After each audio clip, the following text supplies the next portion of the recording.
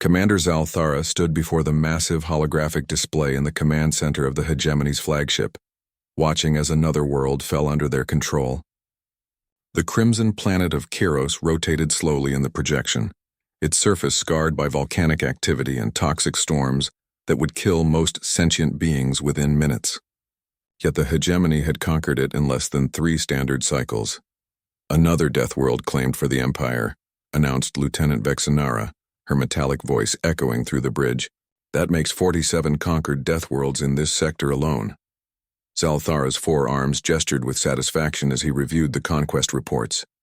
The Hegemony had built their reputation on one simple principle: they could conquer any world no matter how hostile or dangerous. While other galactic civilizations avoided planets with extreme conditions, the Hegemony saw them as the ultimate test of their military might. The secret to their success lay in their adaptive technology and ruthless efficiency. Their soldiers wore environmental suits that could withstand temperatures ranging from absolute zero to molten rock. Their weapons were designed to function in any atmosphere, vacuum, or toxic environment. Most importantly, they had developed the ability to study a planet's deadliest features and turn them into weapons against the native populations. On Kiros, they had used the planet's own volcanic activity to flush out the underground dwellers who had resisted their initial assault. The silicon-based life forms thought their deep tunnels would protect them, but the Hegemony simply redirected lava flows to flood their hiding places. Within days, the survivors had surrendered. "Sir," interrupted Communications Officer Therkan, "we're receiving a priority transmission from High Command." The holographic display shifted to show the imposing figure of Supreme Admiral Morgrath, his 6 eyes glowing with anticipation. The Admiral's species had evolved on a world where gravity was 3 times galactic standard, making him naturally suited for conquest operations. "Commander Zalthara," the Admiral's voice boomed, "I have a new assignment for your fleet. We've discovered a particularly interesting Deathworld in a remote system. The natives call it Earth." Zalthara's interest peaked immediately. New Deathworlds meant new challenges, and new challenges meant opportunities for advancement within the Hegemony's hierarchy. "What makes this world special, sir?" Zalthara asked. "The planet is covered mostly in dihydrogen monoxide in its liquid state," Morgrath began, causing several bridge officers to shift uncomfortably. Liquid water was considered one of the most dangerous substances in the galaxy due to its corrosive properties and ability to support unpredictable life forms. The surface gravity is within acceptable parameters, but the atmosphere contains 21% free oxygen, the Admiral continued. The planet experiences regular bombardment from its local star's radiation, and the surface temperature varies wildly depending on location and season. Zalthara nodded thoughtfully. Oxygen-rich atmospheres were notorious for supporting aggressive and rapidly evolving life forms. The radiation exposure alone should have made complex life impossible, yet somehow this world had developed a thriving biosphere. "What about the native species?" asked Lieutenant Vexenara. "Bipedal carbon-based life forms." "They call themselves humans," Morgrath replied. "Intelligence reports indicate they have achieved basic spaceflight and nuclear technology, but their military capabilities appear primitive by our standards. They still use chemical-based projectile weapons and rely heavily on kinetic warfare." The bridge crew exchanged confident glances. Primitive species with basic technology were usually the easiest to conquer. The Hegemony's energy weapons and advanced tactics had never failed against such opponents. "However," the Admiral continued, his tone becoming more serious, "there are some unusual factors to consider. These humans have spread across their entire planet, including regions that should be uninhabitable. They have permanent settlements in frozen wastelands, scorching deserts, and even areas with high radiation levels." Zalthara found this information intriguing but not particularly concerning. Many species adapted to harsh environments on their homeworlds. It was often what made Deathworld conquest more interesting. "Our xenobiologists have analyzed intercepted transmissions and cultural data," Morgrath said. "These humans appear to have an unusual relationship with their dangerous environment. Instead of simply surviving it, they seem to actively seek out hazardous situations for recreational purposes." "Recreational purposes?" Zalthara asked, uncertain he had heard correctly. "They deliberately expose themselves to extreme weather, climb dangerous geological formations, and participate in activities with high mortality rates purely for entertainment. They call it extreme sports and adventure activities. The bridge fell silent as the crew processed this information. In all their encounters with different species, they had never encountered beings who voluntarily sought out danger for enjoyment. There's more, the Admiral added. Their military history shows an unusual pattern. They have been engaged in almost constant warfare with their own species for thousands of years. They have developed an extensive knowledge of tactics, strategy, and combat psychology. Most remarkably, they have survived multiple extinction-level events on their planet and emerged stronger each time. Zalthara began to see why High Command had selected his fleet for this mission. While the humans sounded primitive technologically, their adaptability and combat experience might make them more challenging than typical Deathworld inhabitants. "What are our orders, sir?" Zalthara asked.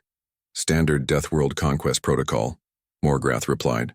"Establish orbital superiority, neutralize military resistance, and secure the planet's resources. The humans have large deposits of rare metals, and their biosphere could be valuable for research purposes. Estimated time frame for completion?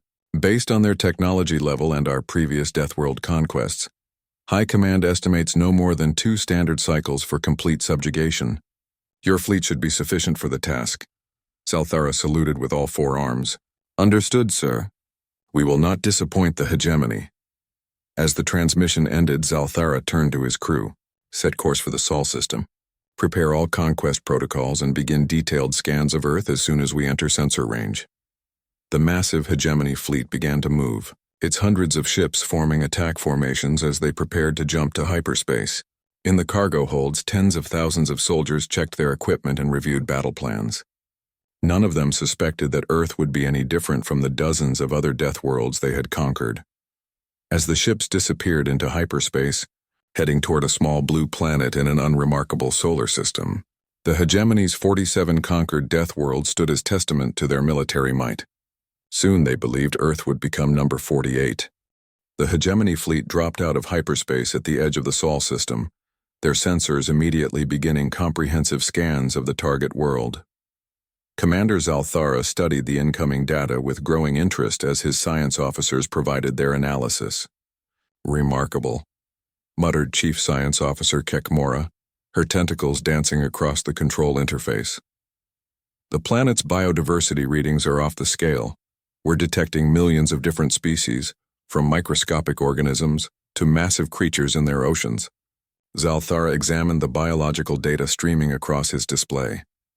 Earth's life forms had adapted to every conceivable environment on the planet. There were creatures living in boiling underwater vents, frozen polar regions, and even in areas with deadly radiation levels. The diversity was unlike anything in the hegemony's databases. "What about the human settlements?" he asked. "They've built cities in every climate zone," reported Navigation Officer Krelvis. "Major population centers exist in regions that experience regular natural disasters: earthquakes, volcanic eruptions, massive storms, floods, and extreme temperature variations. Yet they continue to rebuild and expand in these dangerous areas." The tactical display showed human settlements scattered across the planet's surface.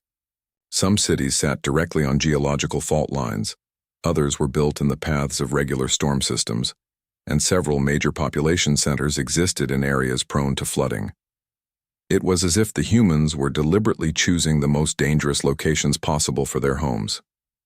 "Sir," interrupted Communications Officer Thurkan, "we're intercepting local transmissions. The humans appear to be aware of our arrival." "Already?" Zalthara was surprised. Their stealth technology should have prevented detection at this distance. "They have a network of primitive sensor stations throughout their system," Thurkan explained. "Radio telescopes and basic detection equipment. Nothing that should threaten our operations, but they've definitely noticed our fleet." Zalthara: "Authorize the interception of human communications to better understand their response to the hegemony's arrival." What he heard surprised him more than the early detection had. Instead of panic or immediate surrender, which was the usual response from primitive species, the human communication showed a mixture of curiosity, excitement, and preparation for conflict. Some of their leaders were calling for peaceful contact, but a significant portion of their military was already mobilizing for potential warfare. "They're moving their military assets," reported Tactical Officer Yildash. "Naval vessels, atmospheric, aircraft, and ground forces are being repositioned worldwide. They're not trying to hide or evacuate their populations. They're preparing to fight." Zalthara found this response fascinating. Most species either immediately surrendered when faced with superior technology or attempted to flee to safer regions of their planet. The humans seemed to be choosing a third option: direct confrontation despite being hopelessly outmatched. "Begin standard intimidation protocol," Zalthara ordered. "Move the fleet into high orbit and prepare a demonstration of our firepower. Target an uninhabited area to show them the futility of resistance." The hegemony fleet moved into position above Earth, their massive ships blotting out sections of the sky as they took strategic positions over major population centers. The psychological effect was usually devastating to primitive species, but the human response continued to defy expectations. "Sir," Thurkan called out, "we're receiving a transmission directed at our fleet. It's coming from their capital city." "Put it through," Zalthara commanded. The view screen activated, showing a human leader standing in what appeared to be a military command center. The human looked directly into the camera with an expression that Zalthara recognized from countless battlefield encounters: determination mixed with defiance. "This is General Sarah Chen of the United Earth Defense Force," the human said, her voice steady despite the obvious stress of the situation. "We know you can understand our transmissions because you've been monitoring our communications. I have a message for whoever is commanding your fleet." Zalthara was impressed by the human's composure.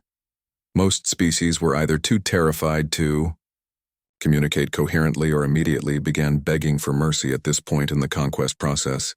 "We don't know why you've come to our world," General Chen continued, "but we want you to understand something important about humanity. We've been fighting wars for our entire recorded history. We've survived ice ages, asteroid impacts, supervolcanic eruptions, and countless natural disasters. We've fought against impossible odds and won more times than we've lost." The human paused, and Zalthara could see other military personnel working frantically in the background of the transmission. "If you're here to conquer us, you should know that we won't make it easy. We've learned a lot about warfare over the centuries, and we're not going to surrender just because you have bigger ships. You're welcome to try, but I guarantee you'll find Earth a harder target than whatever other worlds you've conquered." The transmission ended, leaving the bridge of the hegemony flagship in silence. Zalthara had conquered 47 Deathworlds, and he had never received such a direct challenge from a primitive species. "Should we begin the demonstration bombardment, sir?" asked Tactical Officer Yildash. Zalthara considered the situation carefully. The humans had shown remarkable courage, but courage without adequate technology was usually meaningless in modern warfare. Still, something about their response made him cautious. "Scan their military capabilities more thoroughly," he ordered. "I want to understand exactly what we're facing before we begin active operations." The science officers began detailed scans of human military installations, and the results were both reassuring and puzzling. The humans did indeed possess only primitive chemical-based weapons and basic nuclear technology. Their spacecraft were crude by hegemony standards, barely capable of reaching their own planet's natural satellite.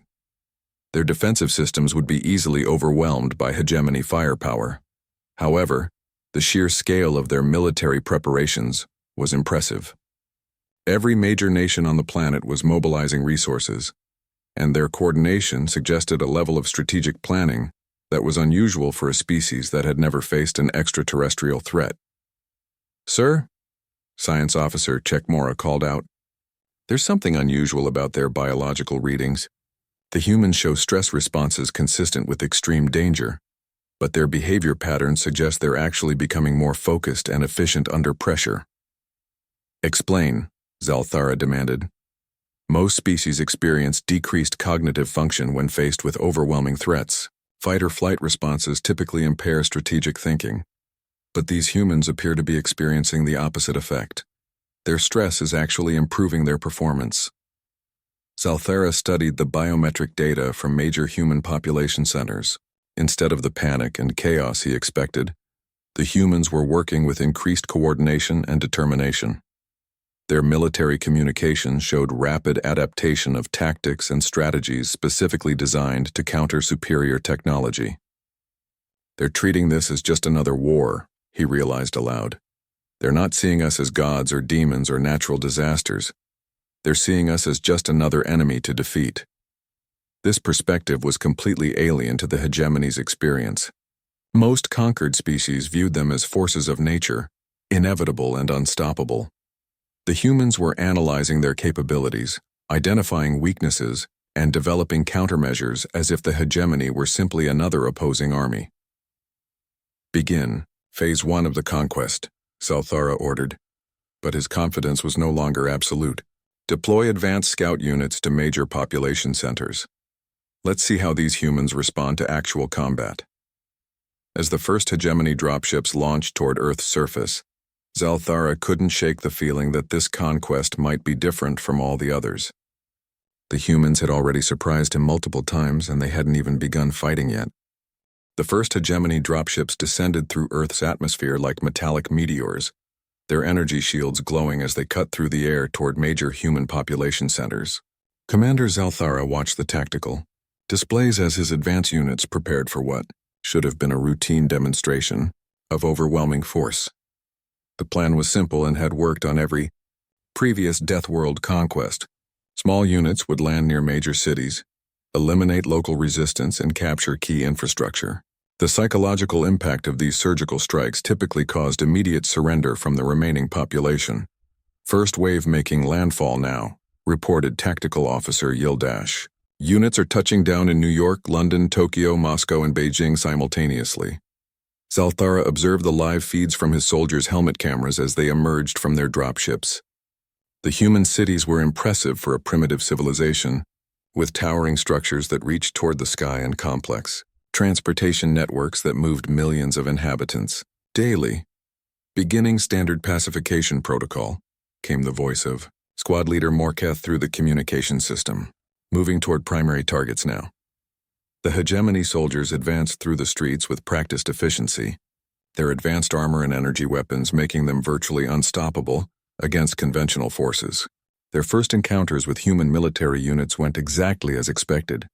Human soldiers fired their chemical projectile weapons at the advancing aliens, but the bullets simply bounced off the hegemony's energy shields.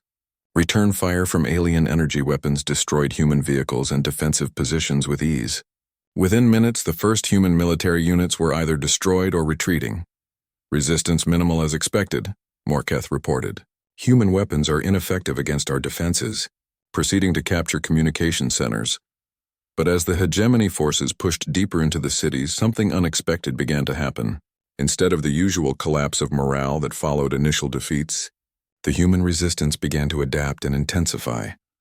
Sir, came an urgent transmission from Squad Leader Veltar in London.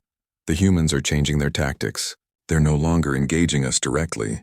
They're using the city's infrastructure against us. Zelthara switched to Veltar's feed and watched as his soldiers navigated through narrow urban corridors. The humans had apparently studied the hegemony's movements and realized that direct confrontation was futile. Instead, they were using their intimate knowledge of their own cities to create new problems. Streets were blocked by overturned vehicles and debris, forcing the alien soldiers into predictable paths. Underground utility tunnels had been flooded, making movement through the city's substructure impossible.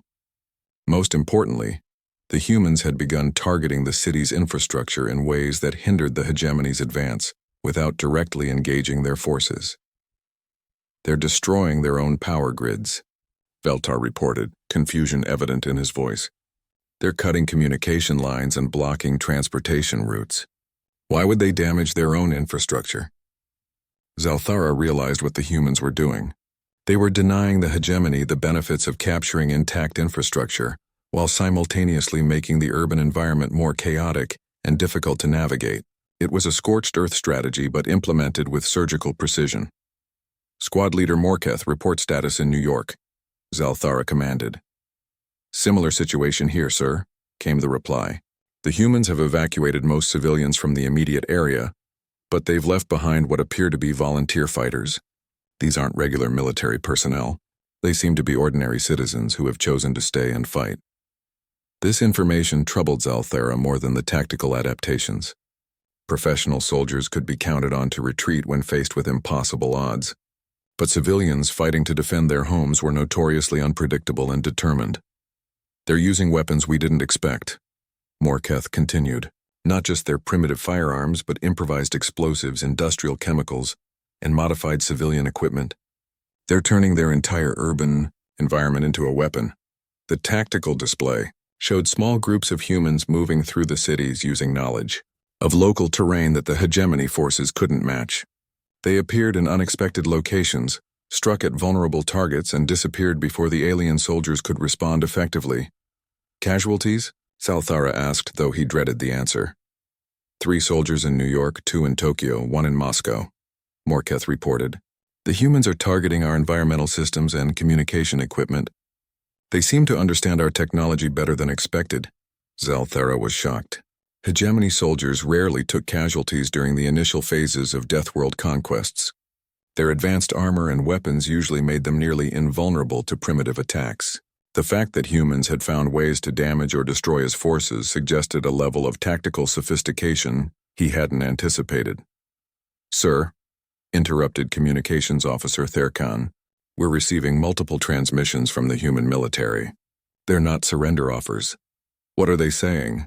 Zalthara asked. They appear to be sharing tactical information between their different military units worldwide. They're analyzing our soldiers' movements, equipment capabilities, and operational patterns. They're learning from each engagement and broadcasting the information to other human forces. Zalthara realized that the humans were treating each battle as a learning opportunity rather than a defeat.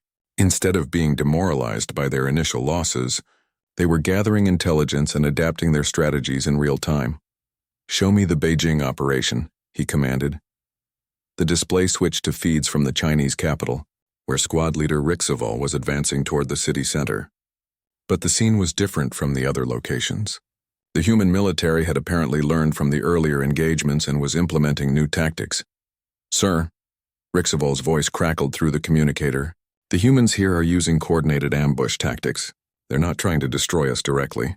They're separating our forces and attacking our supply lines.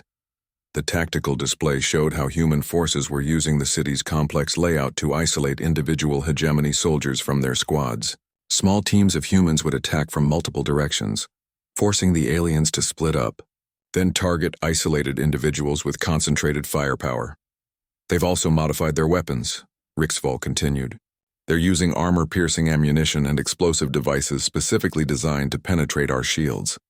Somehow they've analyzed our defensive systems and developed countermeasures in just a few hours. Zalthara felt a chill of concern. The humans were demonstrating an adaptation speed that was unprecedented in his experience. Most species took weeks or months to develop effective countermeasures against hegemony technology, if they managed it at all. All units, implement retreat to secure perimeters, Zalthara ordered. Regroup and await further instructions. Sir? Tactical Officer Yildash looked confused. Retreat from primitive forces? These aren't typical primitive forces, Zalthara replied grimly. These humans are adapting faster than any species we've encountered.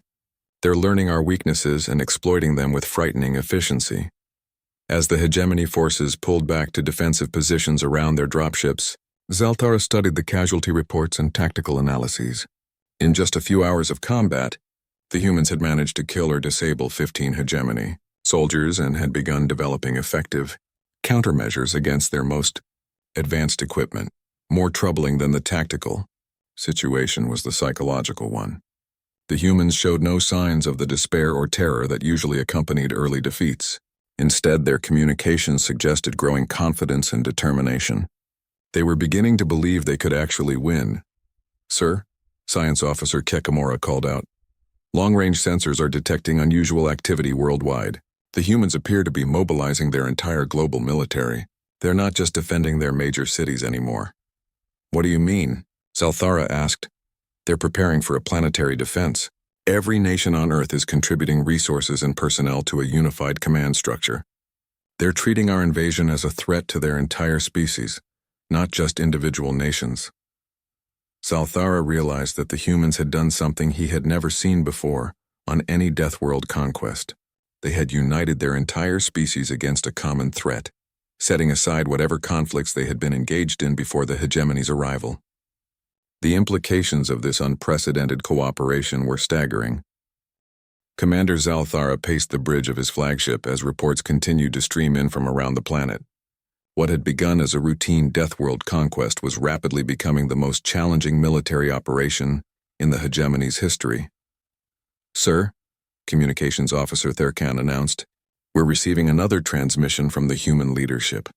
General Chen again. "Put it through," Zalthara ordered, curious to hear what the human commander had to say after the initial skirmishes. General Chen appeared on the view screen, but this time she wasn't alone. Behind her stood military leaders from different human nations, all wearing expressions of grim determination. The background showed a massive command center with hundreds of personnel coordinating global operations. "Commander of the alien fleet," General Chen began, "we know you're listening to our communications. We have a proposition for you." Zalthara was intrigued.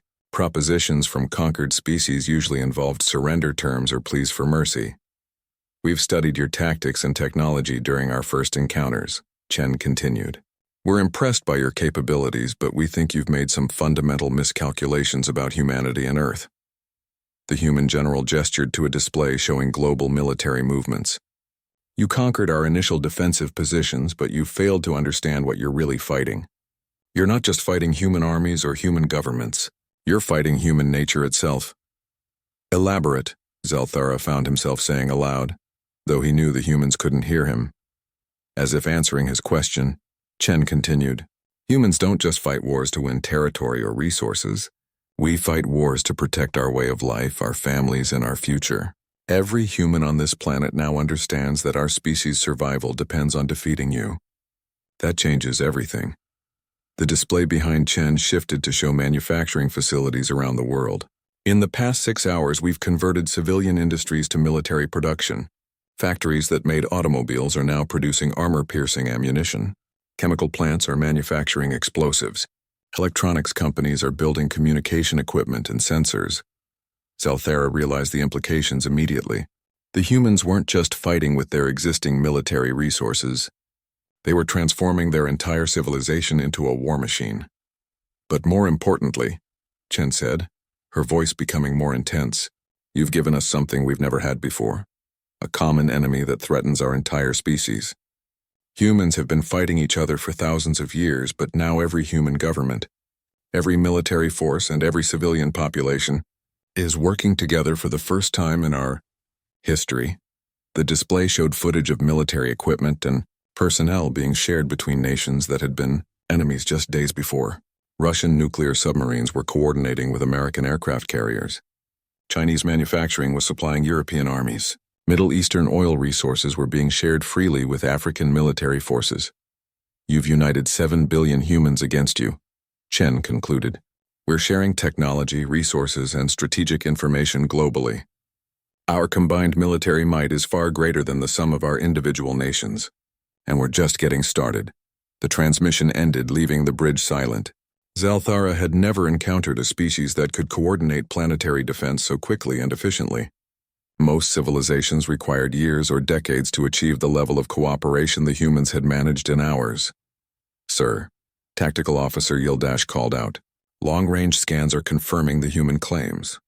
Industrial output across the planet has increased dramatically. They're producing military equipment at rates that shouldn't be possible for their technology level." "How are they managing it?" Zalthara asked. "They're bypassing normal manufacturing processes," Science Officer Kekmora explained. "Instead of building new factories, they're modifying existing ones. They're using civilian technologies in military applications. Most remarkably, they're coordinating this effort across the entire planet, without a centralized command structure." Zalthara studied the data flowing across his displays. The humans were demonstrating an adaptability that was almost beyond comprehension. Not only were they learning to counter hegemony tactics, but they were also revolutionizing their own industrial capacity in real time. "Sir," interrupted Squad Leader Morketh from the surface, "we're detecting new types of human resistance. They're using what appear to be civilian volunteers in military operations. These aren't trained soldiers, but they're fighting with equipment and tactics we haven't seen before." Explain, Zalthara demanded. They've weaponized civilian technology, Morketh replied. Construction equipment modified with armor plating and mounted weapons. Agricultural drones converted into surveillance and attack platforms. Even civilian vehicles are being used as improvised military assets. The tactical display showed footage from the surface that confirmed Morketh's reports. Humans were indeed using construction bulldozers as armored assault vehicles, farm equipment as mobile weapons platforms, and civilian aircraft as military transports. The creativity and resourcefulness were impressive, but more concerning was the scale of civilian involvement. They're not distinguishing between military and civilian populations, Morketh continued. Every human seems to consider themselves a potential combatant. We're facing resistance from children, elderly individuals, and non-military personnel. This development violated everything Zalthara understood about conquest operations. Usually, civilian populations either fled from combat zones or remained neutral, allowing military forces to engage each other in predictable patterns. The humans were treating the invasion as a threat to every individual, making the entire planet a combat zone. Sir, Science Officer Kekmora announced, we're detecting unusual seismic activity in multiple locations. The humans appear to be modifying their planet's geological features. What do you mean? Zalthara asked, though he feared he already knew the answer. They're using controlled explosions to create landslides, avalanches, and artificial earthquakes in strategic locations. They're literally reshaping their world to create defensive advantages and deny us landing sites. The tactical display showed massive construction projects around the globe. Humans were building underground tunnel networks, fortified positions in natural barriers, and supply depots in locations that would be difficult for the hegemony to attack. They were turning Earth itself into a fortress. They're also using their weather patterns, Kekmora continued. They're seeding clouds to create storms over our positions, and using their knowledge of seasonal patterns to predict where environmental conditions will favor their operations. Zalthara realized that the humans were doing something no other species had ever attempted. Instead of simply defending their civilization, they were adapting their entire planet to serve as a weapon against the invaders. All surface units, return to the fleet immediately, Zalthara ordered. We're implementing a full orbital bombardment protocol. Sir? Yildash looked surprised. That will destroy most of the planet's infrastructure and resources. At this point, our priority is conquest, not preservation, Zalthara replied grimly. These humans are proving more dangerous than any species we've encountered. We need to end this quickly before they become even more capable. But as the hegemony forces began to withdraw from Earth's surface, new warnings appeared on the tactical displays. Human spacecraft, primitive though they were, had begun launching from the planet's surface. Satellites were being repositioned to monitor hegemony fleet movements. Most alarming of all, several space-based installations appeared to be under construction using resources launched from the surface. Sir, Communications Officer Thurkan called out urgently, we're receiving multiple transmissions from human space installations. They're demanding our immediate withdrawal from their solar system. Impossible, Zalthara said. They don't have the technology for effective space-based threats. They don't have our technology, Thurkan corrected, but they're using their own technology in ways we didn't anticipate. They've weaponized their space program. The display showed human spacecraft approaching the hegemony fleet. The ships were crude and small compared to alien vessels, but they were armed with nuclear weapons and moving in coordinated attack formations. They're treating space combat like atmospheric warfare, Tactical Officer Yildash observed. They're using tactics designed for their primitive aircraft and applying them to space operations. Zalthara watched as the human spacecraft began, implementing attack patterns clearly derived from their atmospheric military experience. They were using swarm tactics, coordinated strikes, and kamikaze attacks that their space technology shouldn't have been capable of supporting. Sir? Morketh's voice came through the communicator. The humans are broadcasting a message to our fleet. They're telling us that if we begin orbital bombardment, they'll launch every nuclear weapon on their planet directly at our ships. The threat was audacious but tactically sound. The hegemony fleet could survive nuclear attacks, but the humans had hundreds of nuclear weapons and were apparently willing to sacrifice their own planet to prevent conquest. As Zalthara contemplated his next move, he realized that Earth had become unlike any Deathworld the hegemony had ever attempted to conquer. The humans weren't just defending their planet.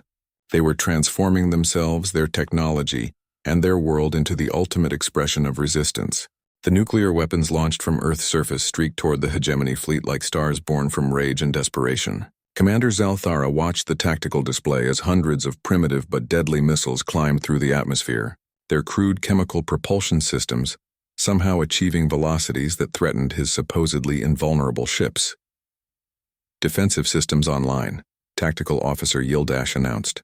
Energy shields at maximum power. Point defense weapons engaging incoming threats.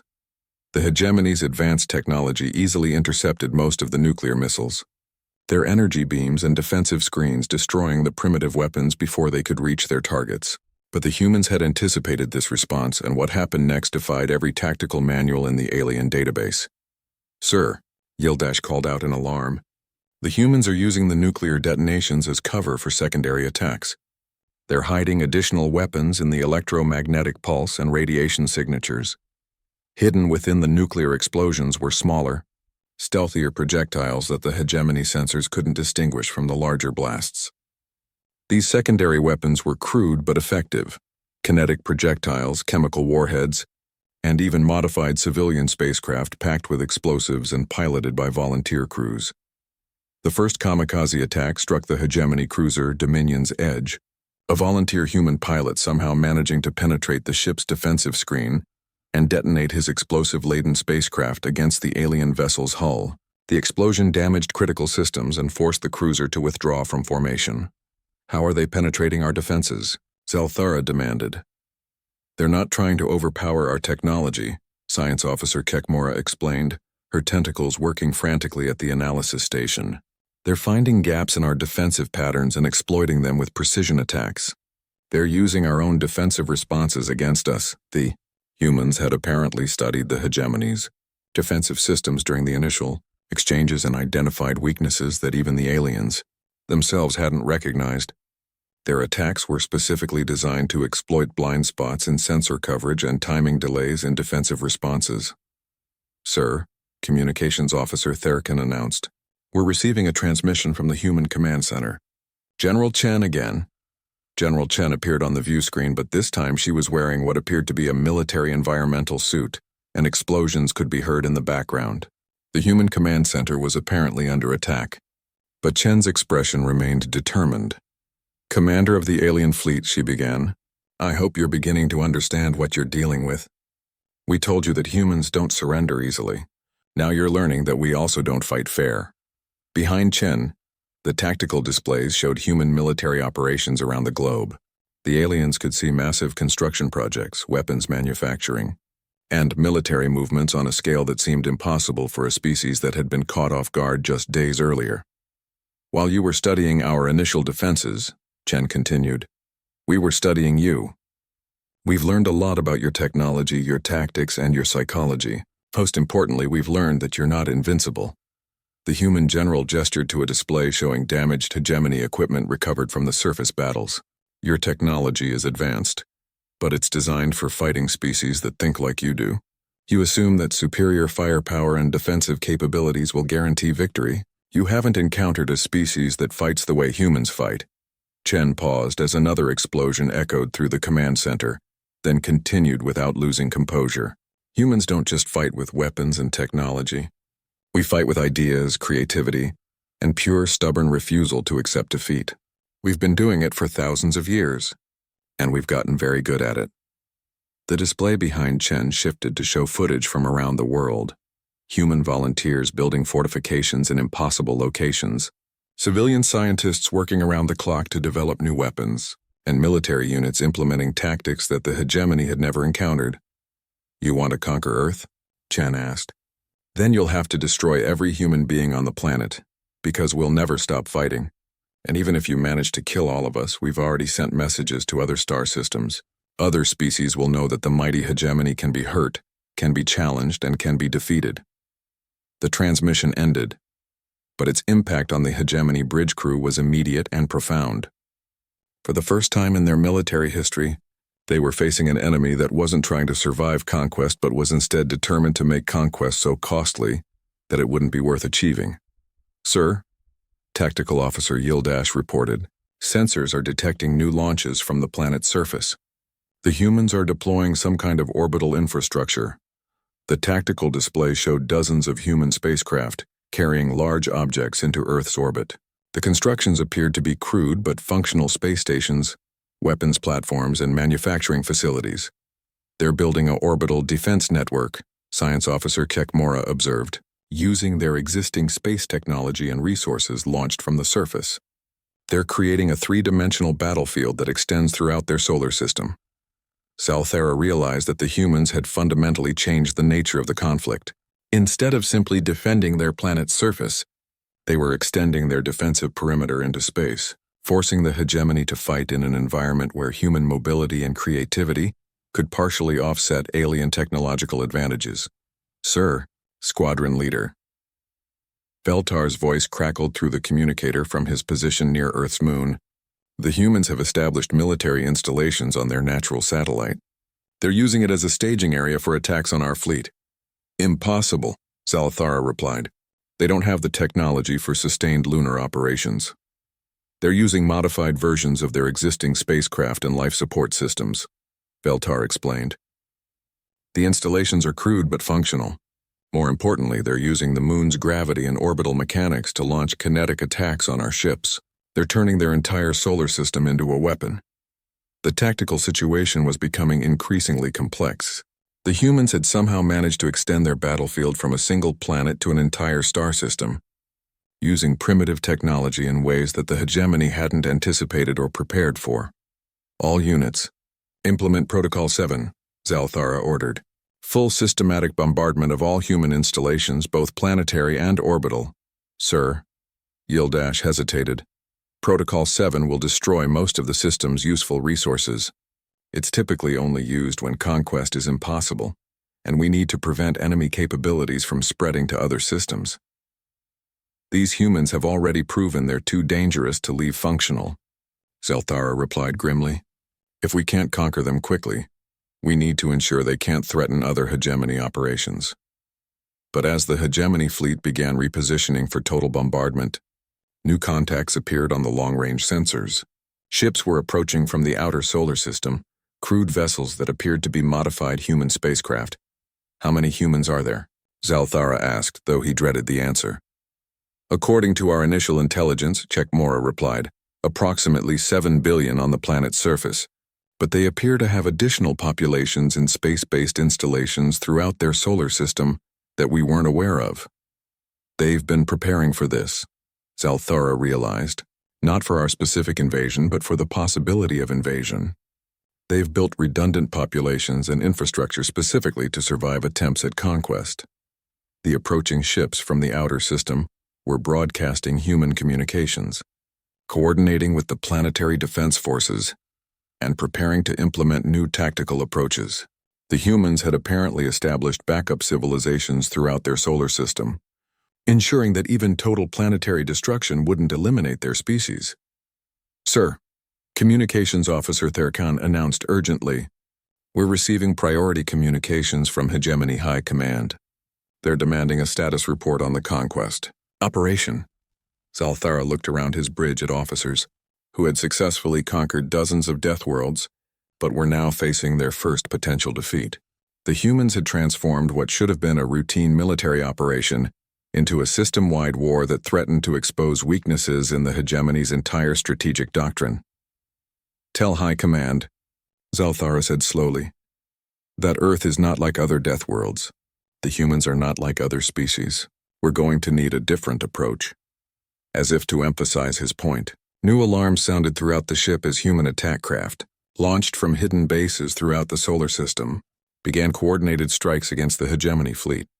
The aliens found themselves fighting not just for conquest, but for survival in a battle they had never expected to face.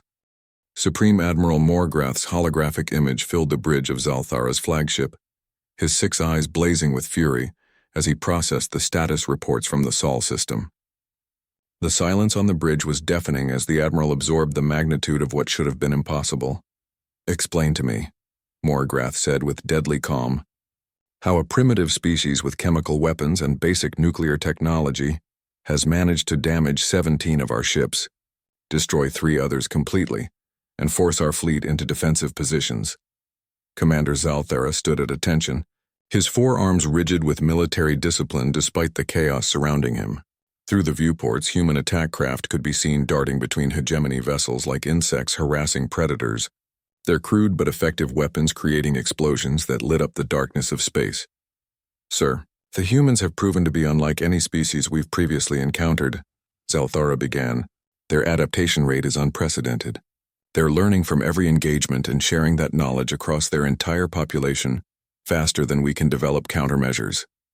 Are you telling me, the Admiral interrupted, that these primitives are outthinking the greatest military force in the galaxy? Sir, they're not outthinking us in traditional terms, Zalthara replied carefully. They're thinking in ways we've never encountered.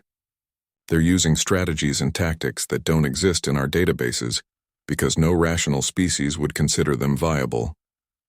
Behind Zalthara, the tactical displays showed the current state of the conflict. Human forces had established a complex network of defensive positions throughout the solar system, using everything from asteroid mining stations to modified civilian spacecraft as military assets. They had turned their entire star system into a 3-dimensional battlefield, where conventional conquest doctrine was proving inadequate. Give me specifics, Morgrath demanded. They're using suicide attacks with volunteer crews, Zalthara explained. Not as desperate last resorts, but as calculated tactical decisions.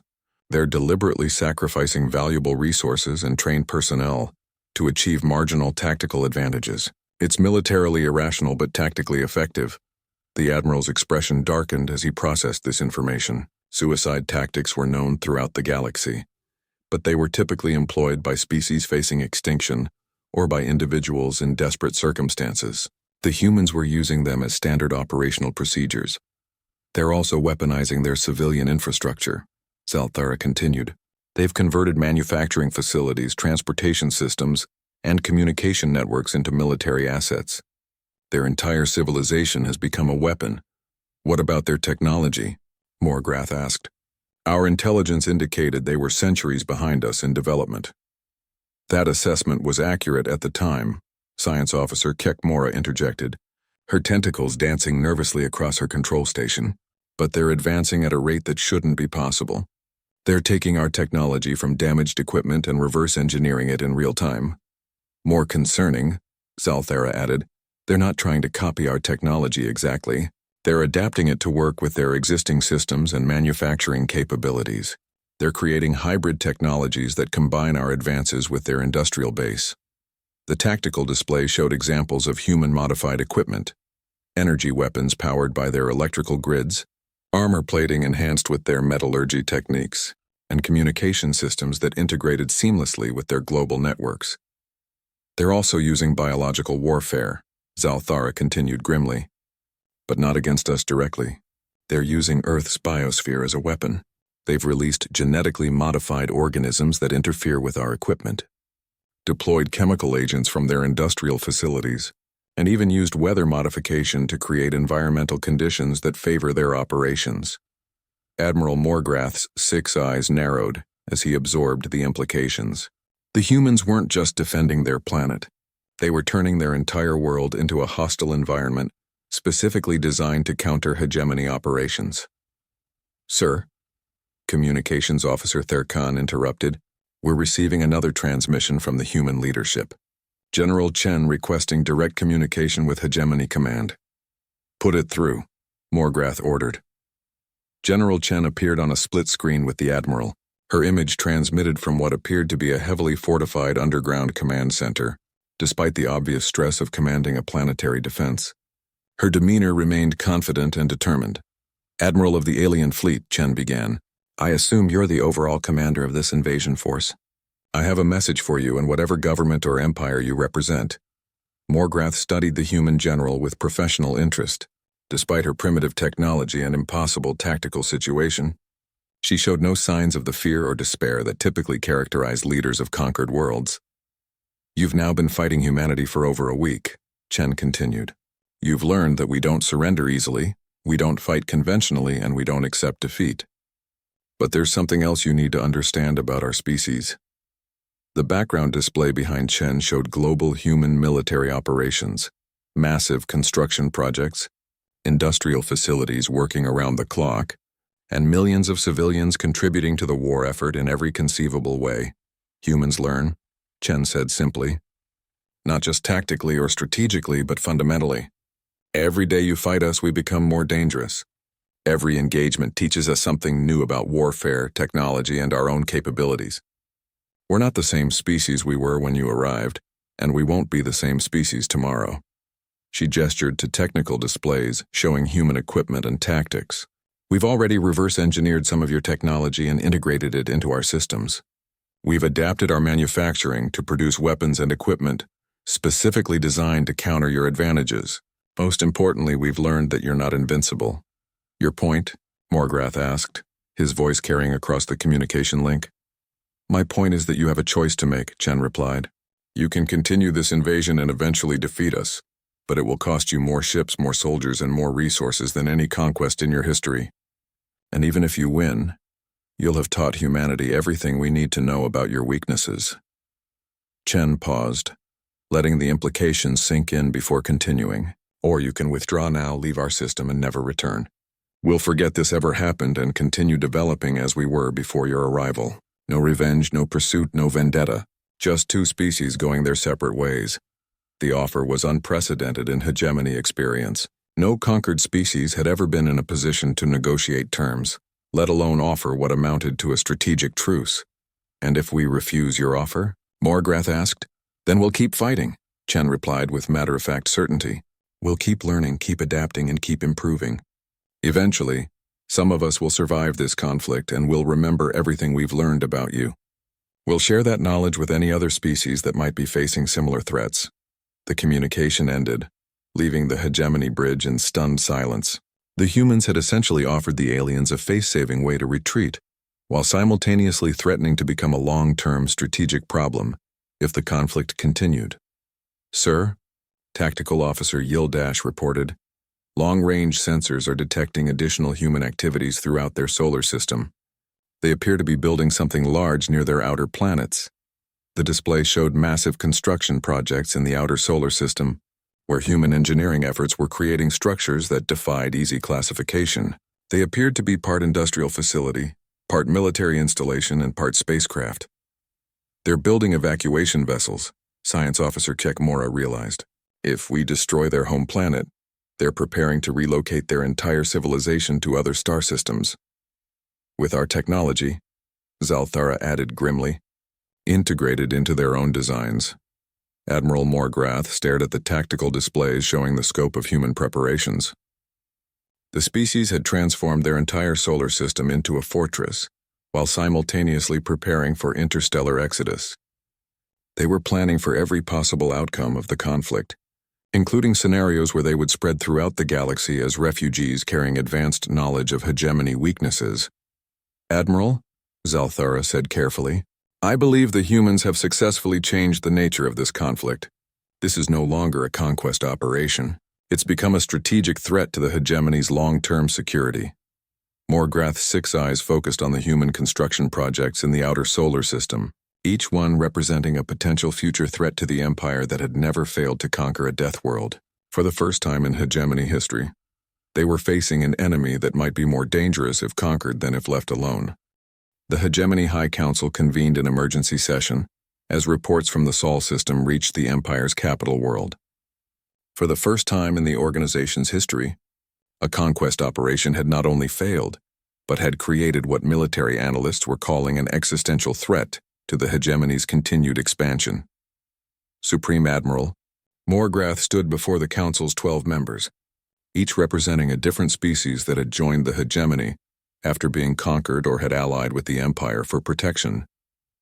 The holographic displays around the chamber showed real-time feeds from the ongoing conflict with humanity, and the images were deeply troubling to leaders accustomed to swift and decisive victories. The situation in the Sol system has evolved beyond a simple conquest operation, Morgrath began, his six eyes scanning the assembled council members. The humans have demonstrated capabilities that fundamentally challenge our understanding of Deathworld species.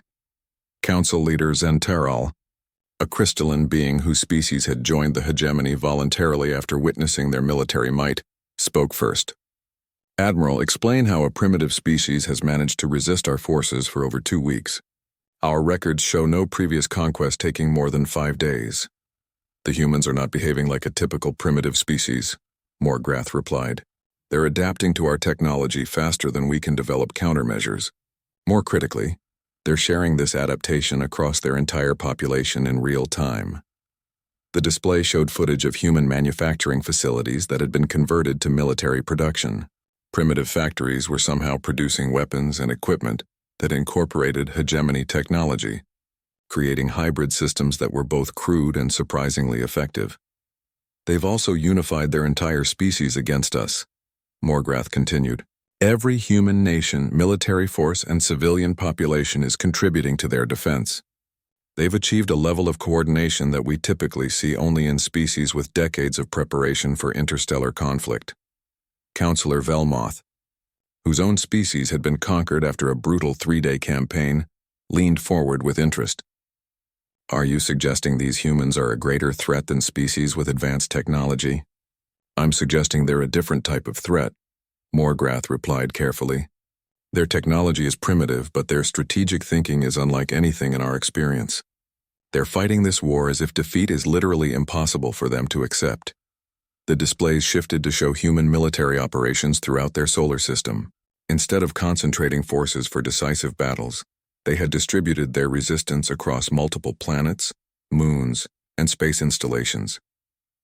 They had created redundant command structures, manufacturing capabilities, and population centers that made total conquest nearly impossible.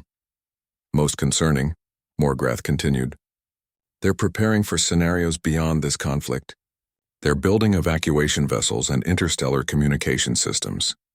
If we destroy their homeworld, survivors will carry detailed knowledge of our capabilities to other star systems. The implications of this revelation rippled through the council chamber. The hegemony's expansion had always relied on technological superiority and the element of surprise. If knowledge of their weaknesses spread to other species, future conquests would become exponentially more difficult. What are your recommendations, Admiral? Asked Council Leader Zenteral. Before Morgrath could respond, alarms began sounding throughout the chamber. A priority communication was incoming from Commander Zalthara in the Sol system. Put it through, Zenteral ordered. Zalthara's image appeared in the center of the chamber, but the background showed clear signs of battle damage. Explosions could be seen through the viewport behind him, and crew members were working frantically at damaged stations. High Council, Zalthara reported urgently. The humans have launched a coordinated attack on our entire fleet. They're using tactics we've never encountered before. Explain, Morgrath demanded. They've turned their entire solar system into a weapons platform, Zalthara replied. They're using gravitational mechanics to accelerate projectiles to relativistic speeds. They've weaponized asteroids, modified their planetary atmospheres to interfere with our sensors, and deployed some kind of biological agent that's affecting our life support systems. The tactical display showed the scope of the human assault. Instead of trying to match hegemony firepower directly, they had created system-wide effects that turned the physics of the solar system itself into a weapon. They're also broadcasting something, Zalthara continued. Technical specifications, tactical analyses, and strategic recommendations. They're transmitting everything they've learned about us to every inhabited system within communication range. The council chamber fell silent as the full implications became clear. The humans weren't just fighting for their own survival. They were actively working to ensure that other species would be prepared if the hegemony attempted similar conquests in the future. Sir, Zalthara's communications officer could be heard in the background. We're receiving responses to the human broadcasts. Multiple species are acknowledging receipt of the tactical data and expressing interest in defensive alliances. Council Leader Zenteral's crystalline form shimmered with what could only be described as shock. The humans are trying to organize galactic resistance against us. It's worse than that, Morgrath realized. They're succeeding. Our intelligence networks are reporting unusual military activities in dozens of systems. Species that have never communicated with each other are suddenly sharing defensive technologies and strategic information. The display showed a map of the local galactic region with communication lines representing the spread of human-originated intelligence. Like a virus spreading through a network, knowledge of hegemony weaknesses was propagating to species throughout the sector. Admiral, Centaurus said slowly, what would be the consequences of total sterilization of the Sol system? At this point, sir, sterilization might make the situation worse, Morgrath replied grimly. The humans have already distributed their knowledge. Destroying them now would be seen as confirmation that their intelligence is accurate and that we consider them a serious threat. Then what do you recommend? Morgrath looked around the chamber at the council members who had built the greatest military empire in galactic history. For the first time since the hegemony's founding, they were facing the possibility that their expansion might be permanently halted by a single primitive species. I recommend we accept the human offer, he said finally. We withdraw from their system, classify the operation as a reconnaissance mission, and avoid any further contact with their species. The suggestion was met with stunned silence. Never in hegemony history had they retreated from a conquest operation. The alternative, Morgrath continued, is a prolonged conflict that will cost us significant resources while providing other species with detailed intelligence about our capabilities and weaknesses. The humans have already proven they can damage our ships and kill our soldiers. More importantly, they've proven they can coordinate galactic resistance against us. Counselor Velmoth spoke up. What about our reputation? The hegemony has never failed to conquer a targeted world. Our reputation is already damaged, Morgrath replied. The humans have broadcast evidence of their successful resistance throughout the sector. Our choice is between accepting a strategic withdrawal or risking the emergence of a galactic alliance specifically designed to counter our expansion. In the Sol system, the battle continued to rage as human forces implemented increasingly creative and devastating attacks against the hegemony fleet. Their latest innovation involved using their star's solar wind to accelerate clouds of metallic particles to velocities that could penetrate energy shields. Sir, Zalthara reported, the humans are requesting a response to their withdrawal offer. They're also broadcasting countdown timers for what they're calling final defensive measures. What kind of final measures? Zenteril asked.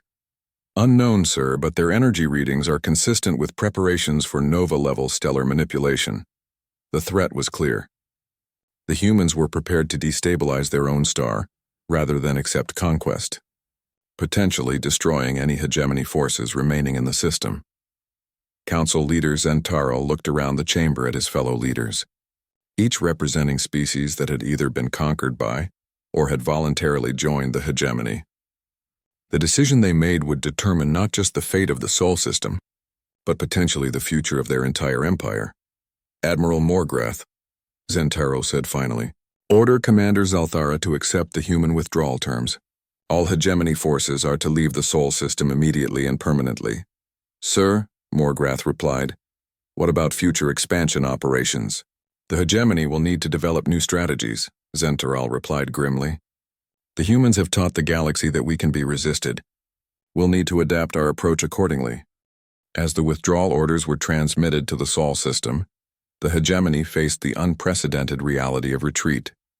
For the first time in their history, a Deathworld had not just resisted conquest but had forced the galaxy's greatest military power to reconsider its fundamental assumptions about warfare and expansion. In the Sol system, human forces watched as the alien fleet turned away from Earth and jumped to hyperspace. General Chen stood in her command center, surrounded by data showing the scope of what humanity had accomplished. They had not just defended their world, they had changed the balance of power in their region of the galaxy. Send a message to all the species that responded to our broadcasts, Chen ordered. Tell them that the galaxy just learned something important. No empire is invincible if free species stand together. As the last hegemony ship disappeared into hyperspace, Earth began the transition from an isolated world to the center of a growing alliance of species determined to ensure their freedom. The humans had discovered that sometimes the greatest victory is not just surviving a threat, but teaching the galaxy that such threats can be defeated.